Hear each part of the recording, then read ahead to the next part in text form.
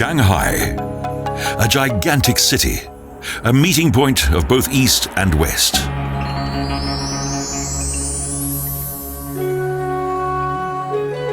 The shoreline is without a doubt the city's main focal point. It's a combination of the past, the present, and the future. It contains the historic monuments and eye-catching buildings of a great city.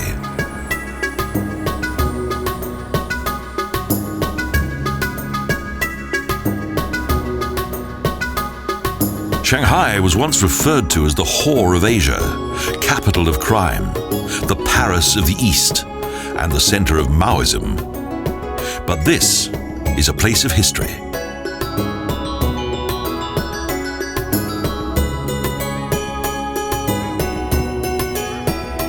Today, the gigantic metropolis is ruled by modern-thinking communists, and the Yangzi Delta is not only China's largest port, but also its shining star of capitalism.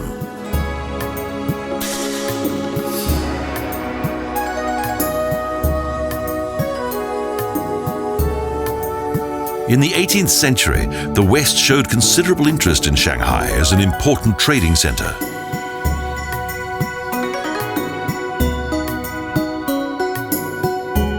But China was uncooperative. However, following the Opium Wars in 1842, the British moved in and forced a concession from the Chinese. 5 years later, the French followed.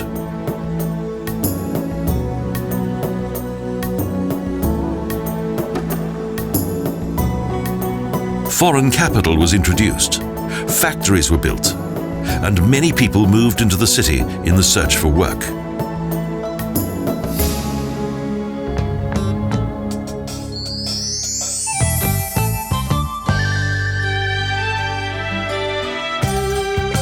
The shipbuilding industry immediately took off, and almost overnight, Shanghai became the most modern city in Asia, and also a paragon of Western decadence. The Bund had an array of new buildings, many of which contained the branch offices of several well-established Oriental companies. The investment was enormous.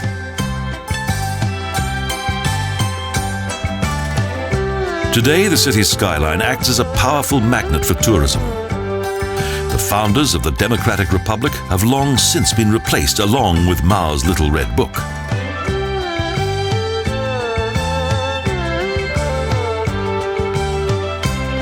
Junks, steamships, and all manner of marine transport kept Shanghai's thousands of warehouses busy both day and night. Nothing has changed, except that the ships are bigger.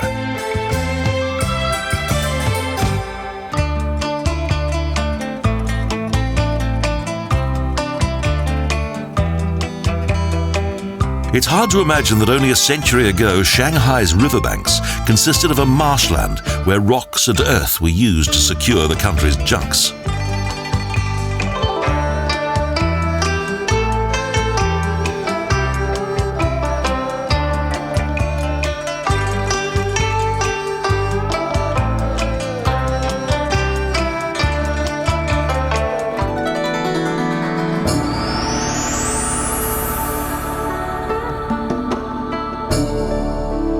Inaugurated in 1994, the Nanpu Bridge is an architectural masterpiece. It spans 600 meters and has a length of 1,800.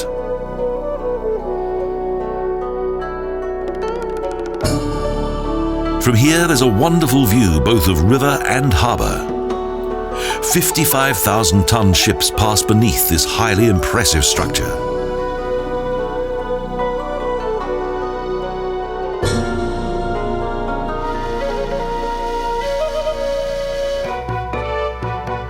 Of particular note is this 4-kilometer-long spiral slip road. It was designed to overcome restrictions of space.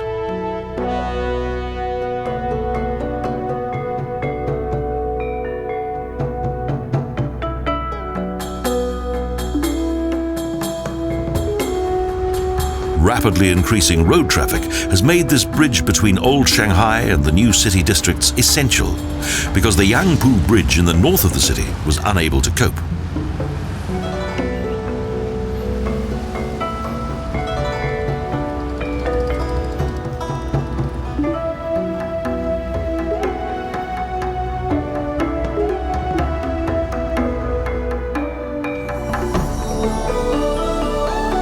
Of steel rope construction, the bridge can also be crossed by foot. But the sole means of access to the bridge, which cost more than 4.6 billion yuan, is by elevator.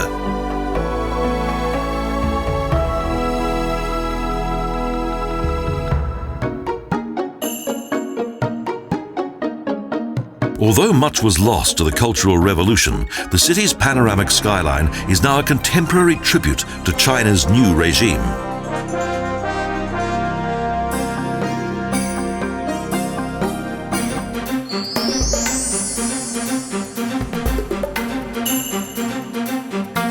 The Oriental Pearl Tower is a mighty 468-metre-high television tower that since 1995 has extended high above the city's skyline.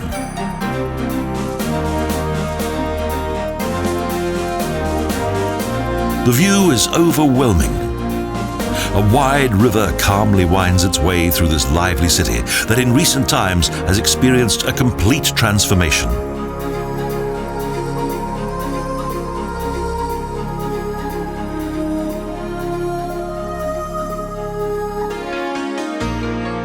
Each year, millions flock here to visit this fascinating building. The record so far is an incredible 18,000 visitors in a single day.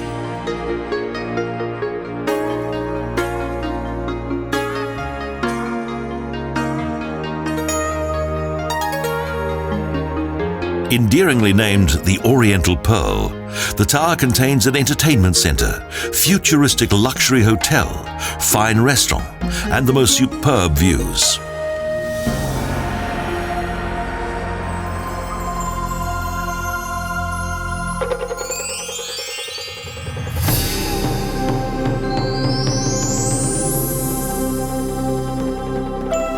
The most recently built city quarter of Pudong is often referred to as Boomtown. This is a new but as yet undefined world, a city of the future.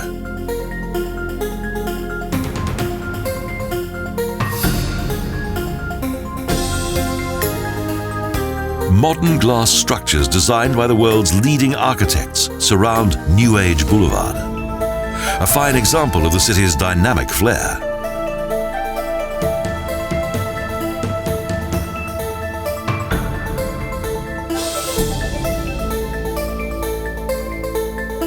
Modern skyscrapers dominate the skyline and overshadow the city's few surviving brick-built buildings.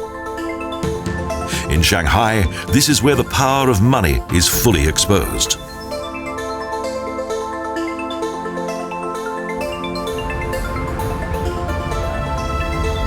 The metropolis is developed at a rapid pace and with a high degree of urgency. No other city in the world has changed so much in so short a time.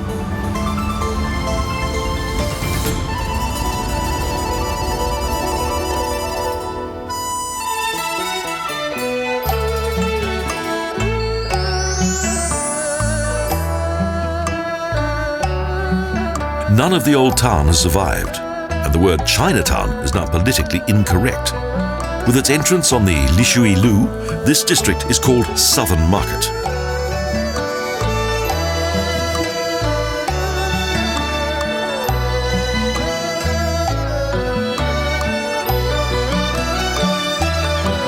Here until 1912, there was a city wall and numerous ditches. The houses were renovated in the traditional way and partly reconstructed.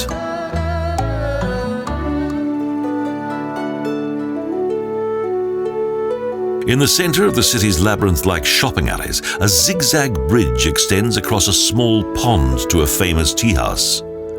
The bridge was designed so in order to fend off evil spirits who, it is believed, can walk only in a straight line.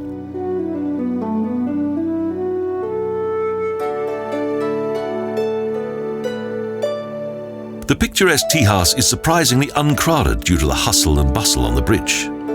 But it's a great opportunity to enjoy a cup of leaf tea in such a nostalgic atmosphere.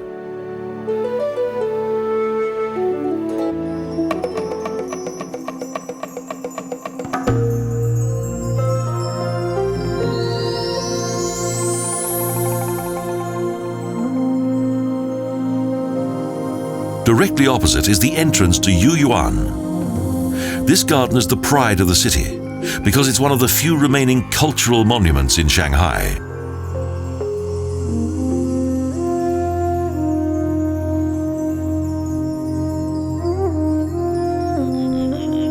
Gardens have always symbolized great wealth and power in China. Those in high office have attempted to replicate the garden designs of the emperor.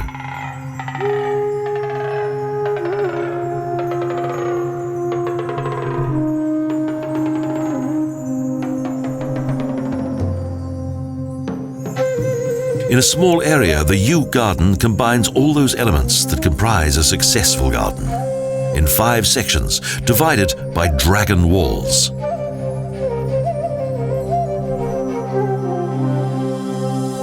The garden has been destroyed on many occasions, but was always eventually rebuilt, even more beautifully than before.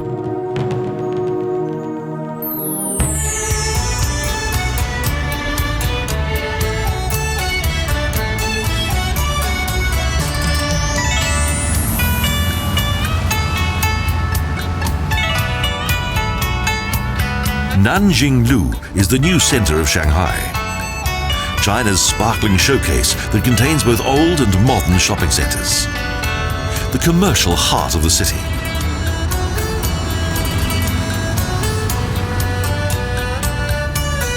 Each day, more than 1 million people walk through the luxurious shopping streets to admire the expensive symbols of capitalism, and with an increasing number of people actually being able to buy them.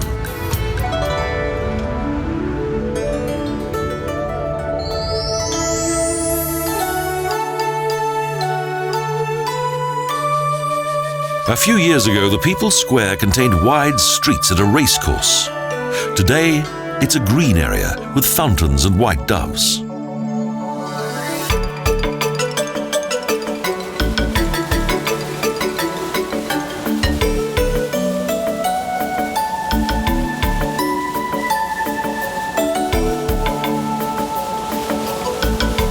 This was once the center of this huge city.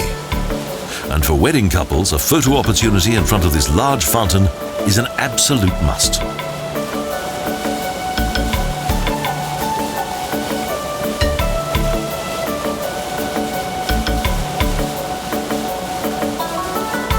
The large square is surrounded by a number of amazing avant-garde buildings.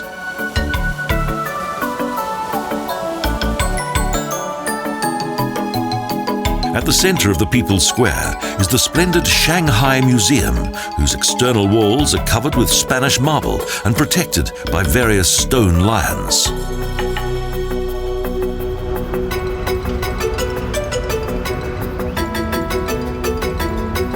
A visit to the city can also give a good insight into the roots of communist ideology, and also modern office buildings and intriguing old districts. In this insignificant-looking house in the city's former French district, in 1921, the plans for the founding of the Chinese Communist Party were laid, attended by Mao Zedong.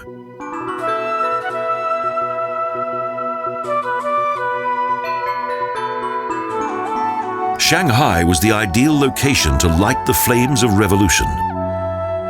Visits to the museum are part of the city's school curriculum. China's early history, covered by a marvelous range of exhibits.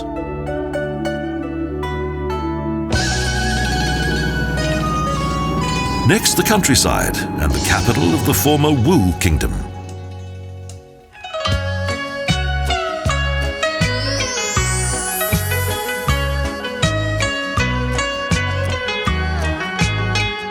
Suzhou.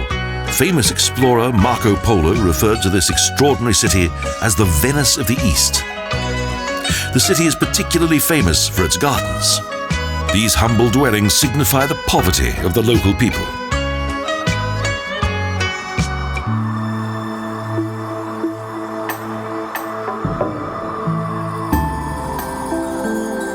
In contrast, there are also some extremely elegant buildings that are remnants of a glorious past.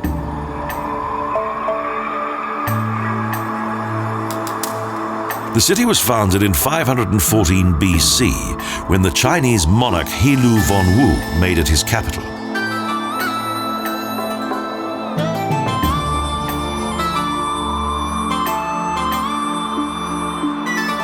As the city developed, splendid residences were built and wealthy mandarins began to settle here.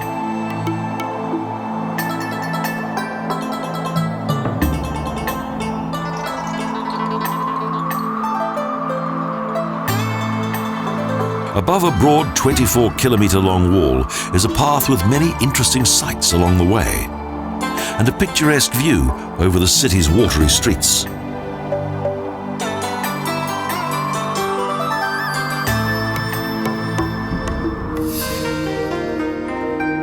But Suzhou is above all famous for its gardens. The Garden of the Policy of the Common People is one of China's 4 most famous gardens.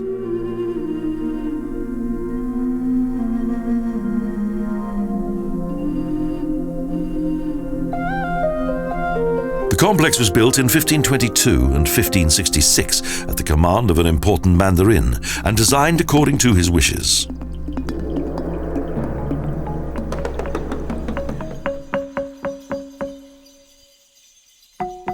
The area is divided into 3 large sections: a visitor centre, a large central garden complex, and a further garden.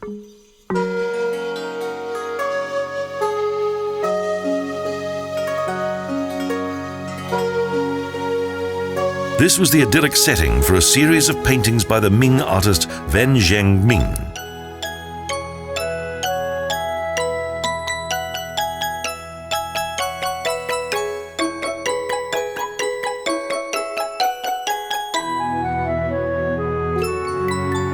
Covering a much smaller area is the Garden of the Master of the Nets, that despite its smaller dimensions is considered to be a gem of garden architecture.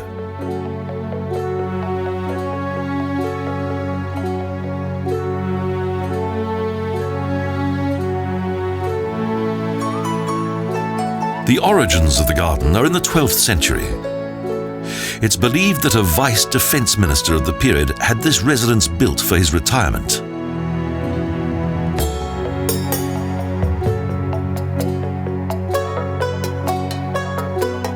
Eventually, the garden became neglected, and it was not until the 18th century that it was fully restored and its buildings re-inhabited by the nobility.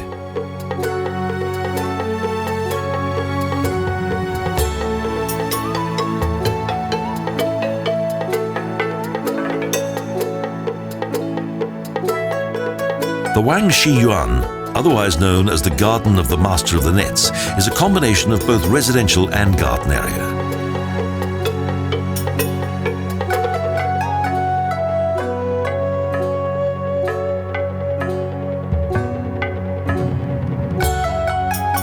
The beautiful Suzhou complexes seem to emulate an even more famous garden, the Garden of Eden.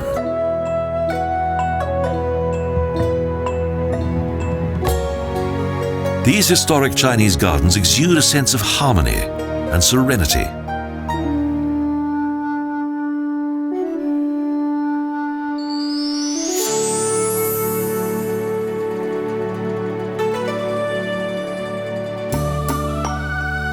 South of Suzhou is Shu Xiang, that is said to have been the first water village in China. A journey on its canals is certainly worthwhile.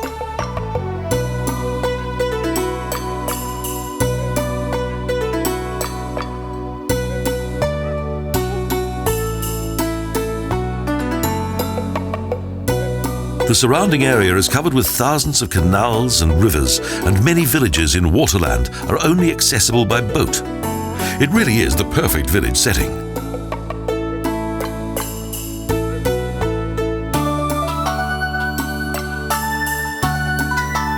Little has changed here since bygone times. This is ancient China today. Natural village life and picturesque scenery.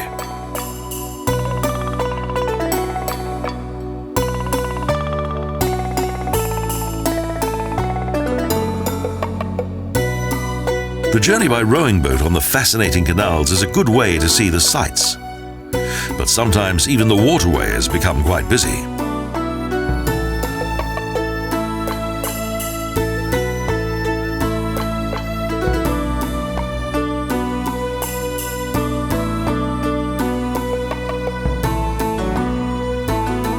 The alleys are too narrow for motor vehicles. The grey roof buildings have been transformed into souvenir shops and small restaurants.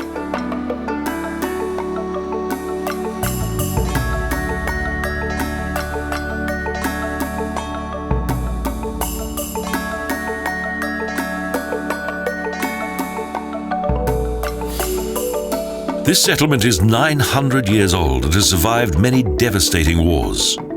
Most of the houses date back to the Ming and Qing eras.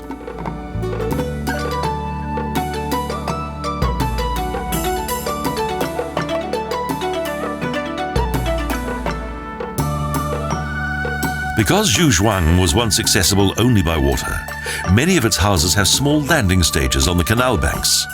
They facilitated the movement of goods.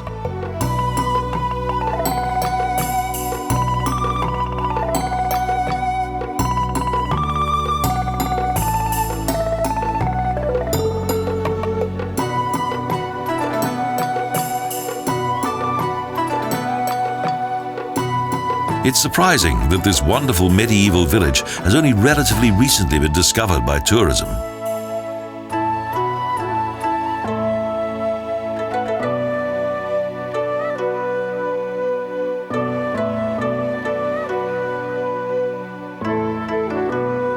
Everyone enjoys a stroll along the colourful cobblestone alleys among the village's well-preserved buildings.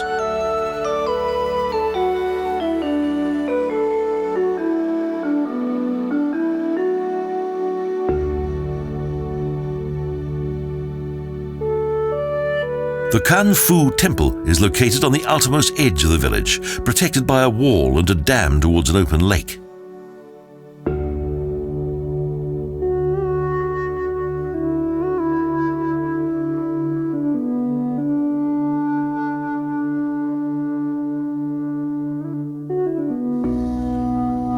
The large temple complex with its natural water garden was built during the Song dynasty and is dedicated to Buddha.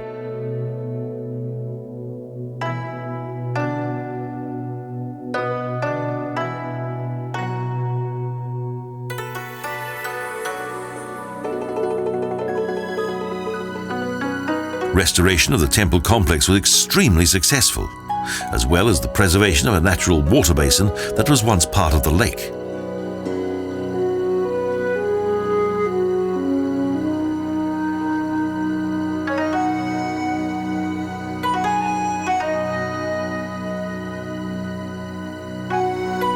All four temple buildings were built at an equal distance from each other, and, in common with most Buddhist temples, on an axis from east to west.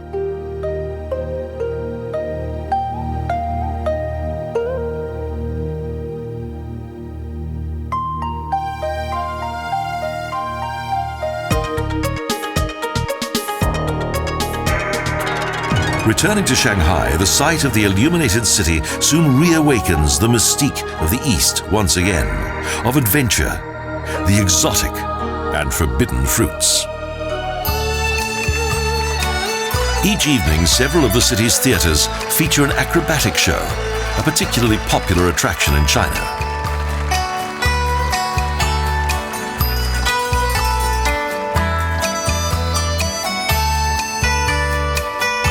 Some of the finest acrobats in the world are schooled here, and several of them eventually pursue their career around the world in many a Chinese circus.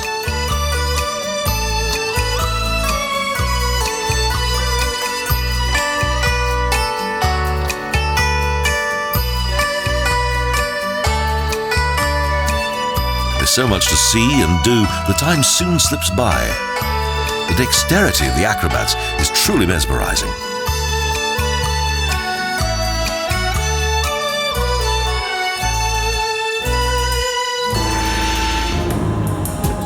Shanghai has now freed itself from its early growing pains and from the restrictions imposed by Chairman Mao, and today enjoys the rich rewards of capitalism. Shanghai is the vivacious pulse of China, but the gigantic city of today is only the beginning. The city of the future awaits.